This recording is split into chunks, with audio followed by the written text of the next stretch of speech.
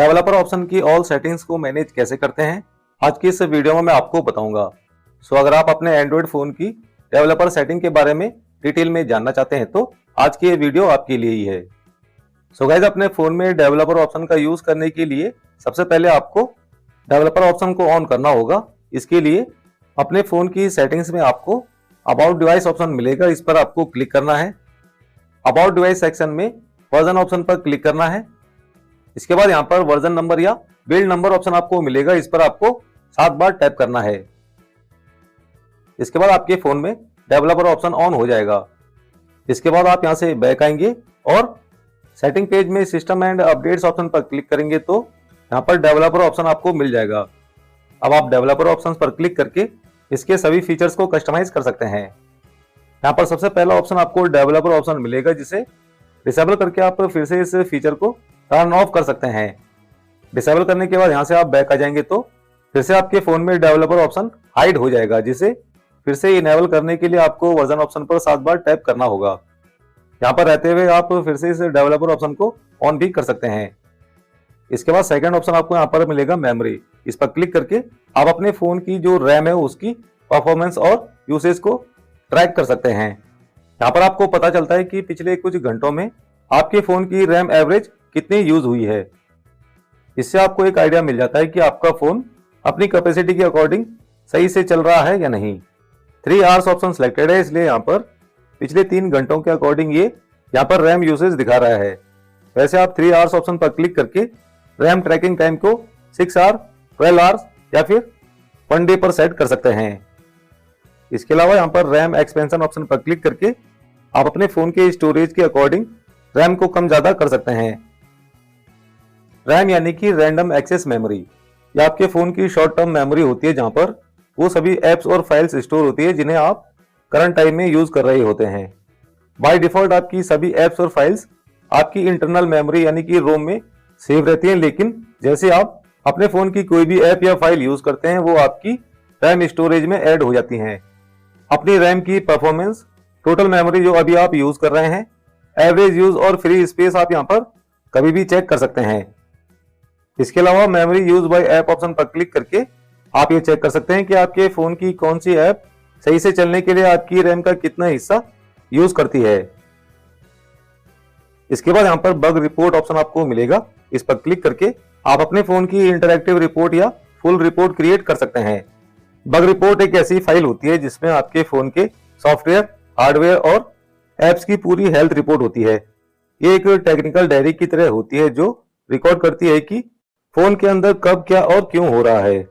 इस रिपोर्ट में आपके system logs, kernel trace, crash details और बैटरी स्टेटस इंक्लूड होते हैं। अगर आपके फोन में कोई स्पेसिफिक प्रॉब्लम है तो यहाँ पर इंटरैक्टिव रिपोर्ट ऑप्शन को सिलेक्ट करके आप इंटरैक्टिव बग रिपोर्ट क्रिएट कर सकते हैं और ऐप डेवलपर को बता सकते हैं कि उनकी ऐप में एग्जैक्टली क्या प्रॉब्लम हो रही है। यानी कि अगर आपका कोई ऐप क्रैश हो रहा है या स्क्रीन पर कोई एरर आ रही है तो इंटरैक्टिव बग रिपोर्ट क्रिएट करते टाइम आप अपने फोन का यूज करते हुए स्क्रीनशॉट ले सकते हैं और सिस्टम को बता सकते हैं कि अभी अभी ये प्रॉब्लम हुई है। ये थोड़ी छोटी रिपोर्ट होती है और जल्दी से बन जाती है। इसमें आप अपनी तरफ से प्रॉब्लम से रिलेटेड डिटेल्स भी ऐड कर सकते हैं। अगर आपके फोन में कोई डीप प्रॉब्लम हो रही है, आपको समझ नहीं आ रहा है कि ये एरर बार बार किस वजह से आ रही है, तो आप फुल रिपोर्ट क्रिएट कर सकते हैं। बेसिकली ये रिपोर्ट प्रोफेशनल डेवलपर्स और इंजीनियर्स के लिए होती है जो सिस्टम के बिल्कुल अंदर रूट लेवल की जानकारी चाहते हैं। ये रिपोर्ट तब काम आती है जब फोन में हार्डवेयर इशू हो, सिस्टम बार बार रीस्टार्ट हो रहा हो या पूरा ओएस यानी कि ऑपरेटिंग सिस्टम हैंग हो रहा हो। इस रिपोर्ट में फोन के हर एक सेंसर, कर्नल लॉग्स और सिस्टम प्रोसेस का डेटा होता है। ये फाइल साइज में काफी बड़ी होती है। इसमें फोन की A to Z हिस्ट्री होती है और अगर कोई ऐसी गलती है जो स्क्रीन पर नहीं दिख रही है पर बैकग्राउंड में चल रही है तो वो इसे फुल रिपोर्ट में पकड़ में आ जाती है। अगर आप अपने फोन के सपोर्ट फोरम पर कंप्लेंट करते हैं तो वो आपसे ये फुल बग रिपोर्ट मांग सकते हैं। इसके बाद यहाँ पर डेस्कटॉप बैकअप पासवर्ड ऑप्शन पर क्लिक करके डेस्कटॉप बैकअप के लिए पासवर्ड सेट कर सकते हैं। डेस्कटॉप बैकअप पासवर्ड एक सिक्योरिटी फीचर है जो आपके फोन का कंप्यूटर पर बैकअप लेते टाइम डेटा को इनक्रिप्ट लॉक कर देता है। ये पासवर्ड सेट करने से कोई भी अननोन पर्सन आपका डेटा पीसी पर कॉपी नहीं कर पाएगा। अगर आप अपने फोन से कंप्यूटर पर डेटा बैकअप लेते हैं तो आपको इस डेस्कटॉप बैकअप पासवर्ड को सेट जरूर करना चाहिए। इसके बाद यहाँ पर आपको do not use lock screen option मिलेगा। इस ऑप्शन को अगर आप ऑन कर देंगे तो आपने अपने फोन को अनलॉक करने के लिए जो भी पिन पैटर्न पासवर्ड या फिंगरप्रिंट लॉक ऐड किया होगा वो डिसेबल हो जाएगा। पावर बटन प्रेस करते ही आपका फोन अनलॉक हो जाएगा और पावर बटन प्रेस करते ही फोन अनलॉक हो जाएगा। इसके साथ ही आपका सेव्ड फिंगरप्रिंट भी आपके फोन से रिमूव हो जाएगा। सिक्योरिटी पर्पज के लिए इस ऑप्शन को डिसेबल ही रहने दीजिए। इसके बाद नेक्स्ट ऑप्शन आपको यहाँ पर मिलेगा keep screen on while charging. अगर आप इसे ऑन कर देंगे तो इसके बाद जब भी आप अपने फोन को चार्जिंग पर लगाएंगे आपके फोन की स्क्रीन बैटरी चार्ज होते टाइम ऑन रहेगी। अगर आप ऐसा नहीं चाहते हैं तो इस ऑप्शन को डिसेबल ही रहने दीजिए। इसके बाद नेक्स्ट ऑप्शन आपको यहाँ पर मिलेगा enable Bluetooth HCI snoop log. इस पर क्लिक करके आप इस फीचर को इनेबल और डिसेबल कर सकते हैं। बाय डिफॉल्ट ये फीचर डिसेबल रहता है, लेकिन अगर आप इसे इनेबल कर देंगे तो इसके बाद आपके फोन और ब्लूटूथ डिवाइसेस जैसे कि हेडफोन्स, वॉच या कार के बीच होने वाली सारी बातचीत एक फाइल में रिकॉर्ड होती रहेंगी। इसका यूज आप तब कर सकते हैं जब आपका ब्लूटूथ बार बार डिस्कनेक्ट हो रहा हो, कोई नया डिवाइस फोन से कनेक्ट ना हो रहा हो, या आप एक डेवलपर हैं और ब्लूटूथ डेटा पैकेट्स को एनालाइज करना चाहते हो। वैसे आप यहाँ पर इनेबल्ड फिल्टर्ड ऑप्शन को सिलेक्ट कर सकते हैं और काम की जानकारी यानी कि फिल्टर डेटा को ही ब्लूटूथ डिवाइसेस के लिए रिकॉर्ड करवा सकते हैं। ये ऑप्शन सेलेक्ट करने पर सिर्फ वो पैकेट्स रिकॉर्ड होंगे जो ब्लूटूथ प्रोटोकॉल HCI के लिए जरूरी होंगे। इसमें एम्प्टी पैकेट्स या पोल पैकेट्स इग्नोर कर दिए जाएंगे। अगर आप इस तरह की कोई भी रिकॉर्डिंग नहीं चाहते हैं तो यहाँ पर इस ऑप्शन को डिसेबल ही रहने दीजिए। इसके बाद यहाँ पर नेक्स्ट ऑप्शन आपको मिलेगा OEM अनलॉकिंग। ये फीचर आपके फोन के बूट लोडर को अनलॉक करने की परमिशन देता है। डेवलपर ऑप्शंस में OEM अनलॉकिंग एक काफी इंपॉर्टेंट फीचर है जिसका फुल फॉर्म होता है original equipment manufacturer. By default सभी एंड्रॉइड फोन्स का बूट लोडर लॉक्ड होता है। ये एक सिक्योरिटी फीचर है जो फोन के ऑपरेटिंग सिस्टम को मॉडिफाई होने से रोकता है। इस फीचर को ऑन करके आप अपने फोन को यह परमिशन दे सकते हैं कि उसका बूट लोडर अनलॉक किया जा सके। हमें इस ऑप्शन की जरूरत तब पड़ती है जब हमें अपने फोन में कोई एडवांस चेंजेस करने हो।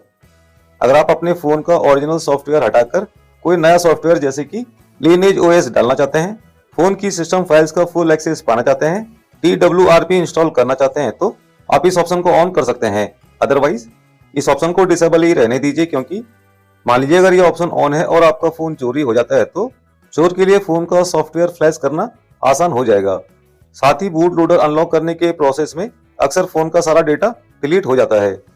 इसके अलावा कई ब्रांड्स बूट लोडर अनलॉक करने पर वारंटी को खत्म कर देते हैं। इसलिए अगर आप एक नॉर्मल यूजर हैं तो इस ऑप्शन को डिसेबल ही रहने दीजिए। इसके बाद यहाँ पर आपको नेक्स्ट ऑप्शन मिलेगा रनिंग सर्विसेज। इस पर क्लिक करके आप ये चेक कर सकते हैं कि आपके फोन में बैकग्राउंड में कौन सी एप्स रन कर रही हैं। इसके अलावा फोन में कितनी रैम खाली है। अगर आपका फोन हैंग हो रहा है या बैटरी जल्दी से खत्म हो रही है तो आप यहाँ से चेक कर सकते हैं कि बैकग्राउंड में कौन सी ऐप ज्यादा लोड ले रही है। फिर आप उस ऐप पर क्लिक करके और फिर स्टॉप ऑप्शन पर क्लिक करके उस ऐप का बैकग्राउंड प्रोसेस स्टॉप कर सकते हैं। हालांकि कुछ सिस्टम सर्विसेज जैसे कि गूगल प्ले सर्विसेज भी बैकग्राउंड में रन होती रहती हैं, जिसे आपको स्टॉप नहीं करना है। अगर आप सिस्टम सर्विसेज को स्टॉप करेंगे तो आपका फोन क्रैश हो सकता है, इसलिए सिस्टम सर्विसेज को बिल्कुल भी ना छेड़े। इसके बाद यहाँ पर नेक्स्ट ऑप्शन आपको मिलेगा पिक्चर कलर मोड। इस ऑप्शन को ऑन करके आप अपनी मोबाइल स्क्रीन का कलर चेंज कर सकते हैं। इस ऑप्शन को ऑन करने पर आपका फोन sRGB कलर प्रोफाइल का इस्तेमाल करने लगता है। डिफॉल्ट सेटिंग्स में फोन का स्क्रीन कलर अक्सर विविड या सैचुरेटेड होते हैं, लेकिन sRGB मोड ऑन करने से कलर ज्यादा नेचुरल, एक्यूरेट और रियल दिखते हैं।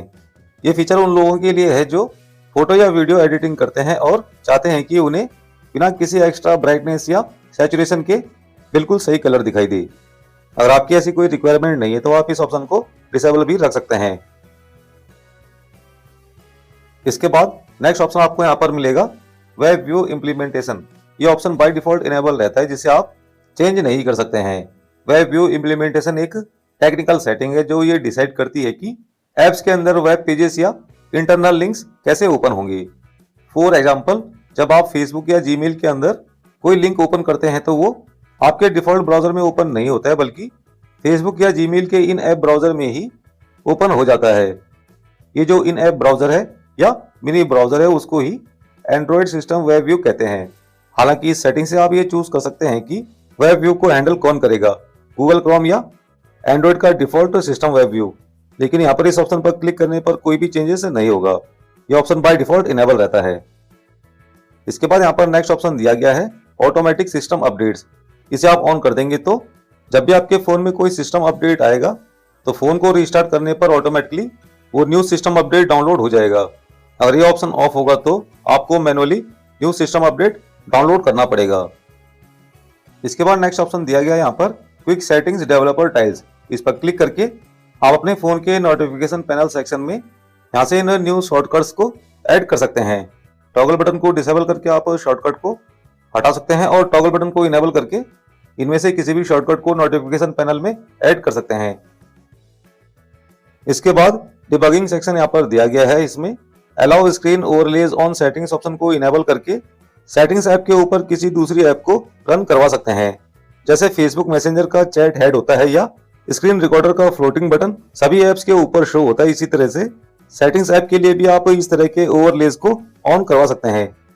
यहाँ पर मैं आपको सजेस्ट करूंगा कि आप इस ऑप्शन को डिसेबल ही रहने दें, क्योंकि आपके एंड्रॉइड फोन की सिक्योरिटी के लिए सेटिंग वाली ऐप के ऊपर कोई फ्रॉड ऐप ओवरले कर सकती है और आपकी सेटिंग्स में कोई फेक बटन दिखाकर आपसे गलत क्लिक करवा सकती है। इसलिए इस ऑप्शन को डिसेबल ही रहने दीजिए।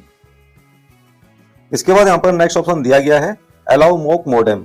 यह ऑप्शन बेसिकली डेवलपर्स के लिए होता है जो इस फीचर को ऑन करके फोन के असली नेटवर्क जैसे कि सिम कार्ड या मॉडेम के बजाय एक नकली मॉक मॉडेम सर्विस का इस्तेमाल कर सकते हैं।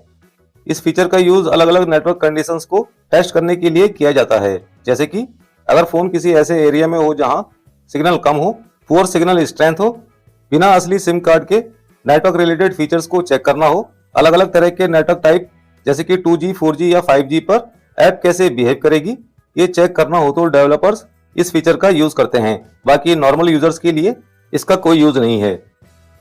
इसके बाद यहाँ पर USB डिबगिंग ऑप्शन दिया गया है। इसे ऑन करके आप अपने पीसी, कंप्यूटर या लैपटॉप के थ्रू अपने फोन के सिस्टम को कंट्रोल कर सकते हैं।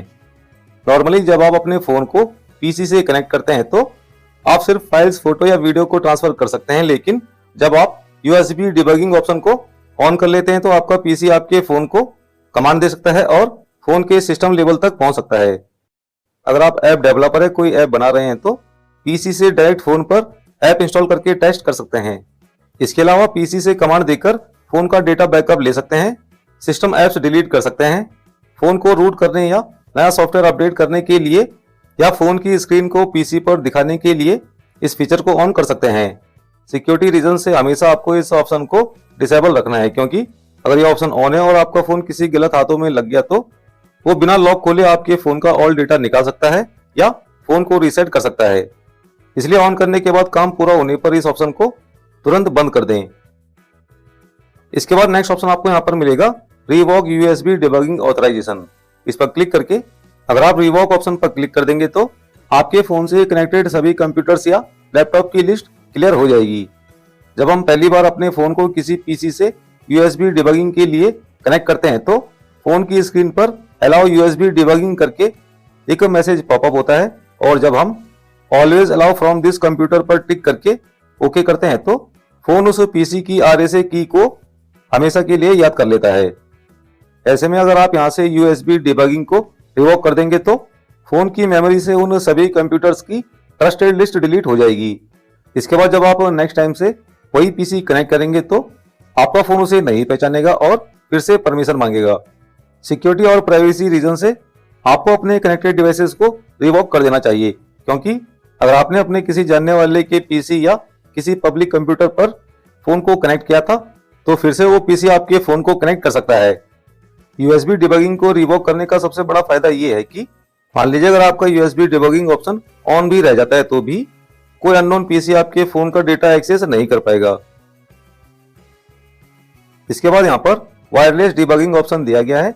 इसे ऑन करके आप बिना USB केबल के अपने फोन को पीसी से कनेक्ट कर सकते हैं। ये वाईफाई का यूज करके ADB कमांड्स और ऐप टेस्टिंग की परमिशन देता है। इसका यूज करने के लिए फोन और पीसी का एक ही वाईफाई नेटवर्क पर कनेक्ट होना जरूरी है। फिलहाल इस वीडियो में बस इतना ही दोस्तों। वीडियो काफी लंबा हो जाएगा, इसलिए डेवलपर ऑप्शंस की बाकी सभी सेटिंग्स को हम नेक्स्ट वीडियो में कवर करेंगे। तब तक के लिए जय हिंद, वंदे मातरम।